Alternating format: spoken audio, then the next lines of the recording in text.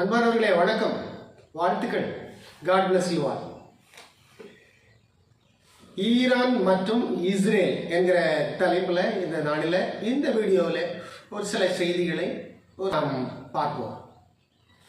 Iran என்பது ஒரு பழைய நாடு. கிமு 2300 காலங்களிலிருந்து அது இருக்கிறது. ஆனால் இந்த பெயர் கிடையாது. ஈரானுக்கு அந்த பழைய பெயர் இப்பொழுது இருக்கிற அந்த ஈரான்ங்கிற பெயர் 3வது பெயர். அது வந்து வரலாற்றில் போய் பார்த்தோம்னா நோவாவின் வம்சங்கள், நோவா தாத்தாவின் வம்சங்கள் வாழ்ந்த இடம் ஏலாமியர்கள்னு பேர். ஏலாம் என்பது ஒரு பெரிய விளக்கம் கொண்ட ஒரு பெயராக இருக்கிறது. ஏலாமியர்கள் சேம் வம்சத்தில் வர வம்சம். அதுக்கப்புறம் பார்சா அப்படிங்கிற அந்த பேர் வருது பாருங்க. பார்ஸ் ட்ரைப் அப்படின்னு பார்சா என்கிற பெயரிலிருந்து பெர்ஷியா என்கிற அந்த வேடுவார். அவர்களுடைய பேச்சு வழக்கில் வரப்பட்ட ஒரு பேர் தான் பெர்ஷியா என்கிற பேர். ஸோ இது 2வது பேர். 3வது பேர் நம்ம பார்க்கும் பொழுது 1979 ஷா பாலவி மன்னர்களுடைய ஆட்சி கவிழ்கிறது. இஸ்லாமிய புரட்சி மூலம் ஈரான் ஒரு இஸ்லாமிய தேசமாக மாற்றப்படுகிறது 1979க்கு அப்புறம். ஆக்சுவலாக பார்த்தோம்னு வரலாற்றில் பார்த்தோம்னு சொன்னால் ஈரானுடைய பூர்வீக மதம்னு ஒன்று இருக்குது. சௌராஷ்டிரியன் அப்படிங்கிற ஒருத்தரால் அது உருவாக்கப்பட்டது. அவங்களுடைய படைப்பு கடவுள் அப்படிங்கிறது அஹுரா மாஸ்டா. சாத்தானை அவர்கள் அஹ்ரிமான் என்று சொல்வார்கள். ஆக ஈரானுக்குள்ள அடிப்படை ஒரு பெரிய சரித்திரம் உள்ள கிடக்குது. இன்னைக்கு சௌராஷ்டிரா இன்னைக்கு அந்த அளவு இல்லை. கிட்டத்தட்ட ஈரானில் அந்த பழங்குடி மக்கள் ஒரு 11% மக்கள் தான் சௌராஷ்டிர மதத்தை பின்பற்றுகிறார்கள். ஆனால் 1979 இந்த ரஹுல்லா கோமேனி புரட்சி பண்ணார் பாருங்க. இஸ்லாமிய புரட்சி அங்கே உண்டு பண்ணி இஸ்லாமிய மார்க்கத்தை முழு ஈரான்லேயும் இஸ்லாமிய மார்க்கத்தை கொண்டு வர வேண்டும் என்கிற அந்த முனைப்போடு விட அவர் அதை செயல்பட்டபடினால அவருடைய புரட்சிக்கு அது ஒரு வித்தாக மாறி ஈரான் ஒரு இஸ்லாமிய நாடாக மாறிவிட்டது. இது அந்த காலம் 1979 காலம். குறிப்பாக 14ஆம் நூற்றாண்டிலிருந்து 16ஆம் நூற்றாண்டுகளிலிருந்தே இஸ்லாம் கொஞ்சமாக ஈரானில் பரவ ஆரம்பிச்சது. இதுதான் உண்மை.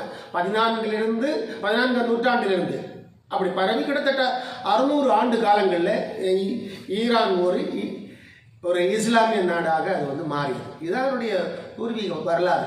இன்னைக்கு நம்ம பார்க்கும்பொழுது ஈரானுடைய நிலைமை பார்த்தீங்கன்னா அதனுடைய ஒரு முக்கியமான நகரம் டெஹ்ரான் என்று சொல்லப்படுகிற அந்த நகரம் இன்னைக்கு கிட்டத்தட்ட பல வீழ்ச்சி கண்டிருக்கிறது. என்ன வீழ்ச்சி என்று பார்க்கும் பொழுது வெப்பநிலை அதிகமாக இருக்கிறபடினால் போதுமான மழை இல்லை, தண்ணீர் பஞ்சம் அதிகமாக இருக்கிறது, மின்வெட்டு அதிகமாக இருக்கிறது. கிட்டத்தட்ட 18 அணைகள் அங்கே உள்ள 18 அணைகள் நீர் வற்றியே போனது. அங்கே அந்த அளவு ஒரு வறட்சி போயிட்டு இருக்குது. இதுக்கு என்ன காரணம்னா 12 நாட்கள் இஸ்ரேலுக்கும் ஈரானுக்கும் நடந்த ஒரு சண்டையும் பருவ நிலை மாற்றமும் ஒரு பெரிய காரணம் என்று சொல்லப்படுகிறது. டெஹ்ரான் பகுதி கிட்டத்தட்ட ஒரு வீழ்ச்சியை சந்திக்கிறதாக இருக்கிறது. இது ஒரு ஆண்டுடைய கணக்கு தான். ஏன்னா இஸ்ரேலை அழிக்க வேண்டும் என்கிற ஒரு பெரிய திட்டம் உள் மனதிலே கொண்டவர்கள் தான் ஈரானிய அரசு. இஸ்ரேலுங்கிற ஒரு நாடு இருக்கக்கூடாது. அதற்கு எதிராக ஈரானுடைய செல்ல பிள்ளைகள் தான் ஹமாஸ். அதுக்கப்புறம் ஒன்றுவிட்ட நண்பர்கள் ஹிஸ்புல்லா. இன்னும் ரொம்ப ரொம்ப நெருங்கிய நண்பர்கள் என்று சொல்லும் பொழுது ஹவுதீஸ்கள். சரிதானே? ரொம்ப தோழமையுடன் ஈரானால் ரொம்ப தோழமையுடன் பார்க்கக்கூடியவர்கள் யாரு? Islamic Jihad. எவ்வளவு சொன்னோம் பார்த்தீங்களா? மொத்தத்தில் இன்னைக்கு நம்ம நாட்டிலேயும் நாம் இந்த வெடிகுண்டுகளை பற்றி நல்லா கேள்விப்பட்டோமே.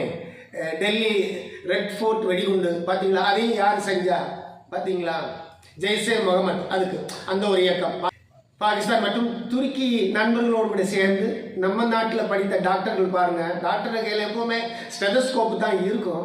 ஆனால் வெடிகுண்டை செய்ய ஆரம்பிச்சாங்க பார்த்தீங்களா?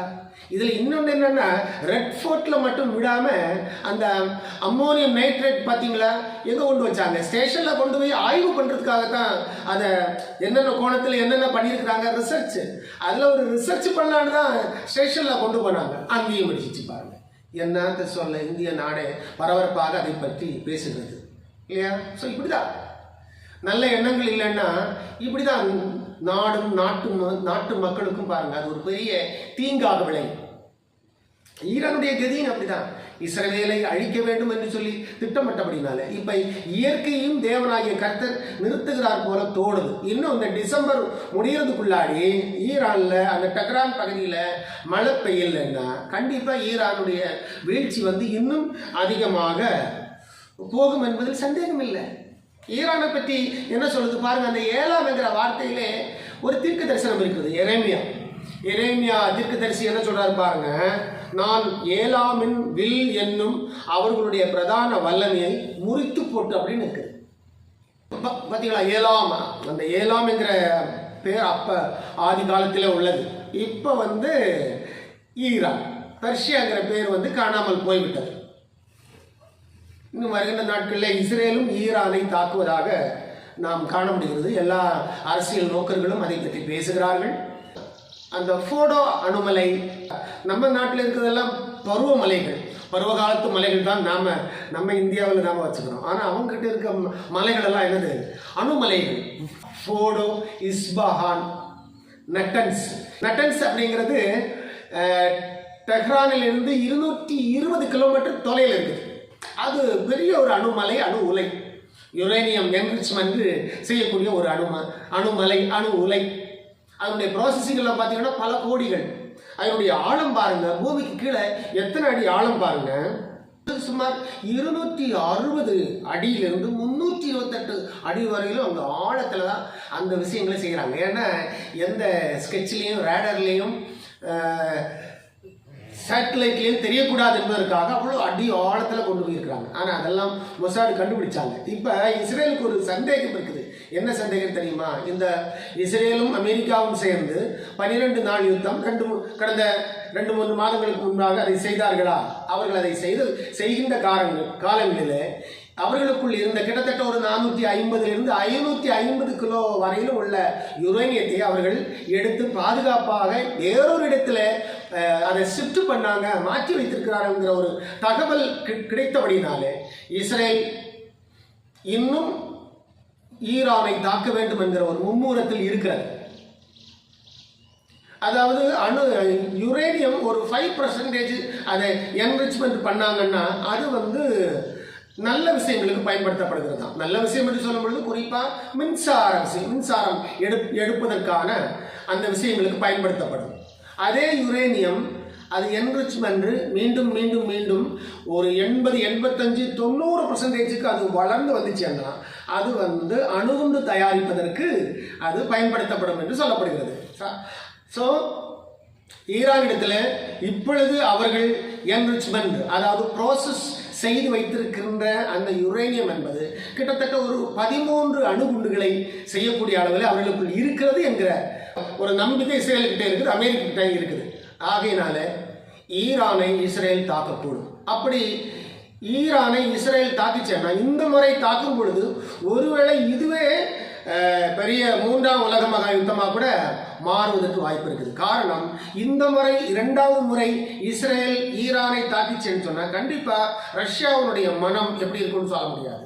ரஷ்யாவுடைய மனநிலை மாறி ரஷ்யா ஈரானுக்கு ஆதரவாக இஸ்ரேல் மேல் படையெடுக்குது என்று சொன்னால் பைபிளில் சொல்லப்பட்ட தீர்க்க தரிசனம் எசேக்கியேல் 38-39 மாகோகு யுத்தம், அதாவது அரசியல் ரீதியாக சொல்லப்படுகின்ற 3ஆம் உலக மகா யுத்தம் ரொம்ப பக்கத்தில் இருக்கு அப்படின்னு நாம யோசிக்கலாம்.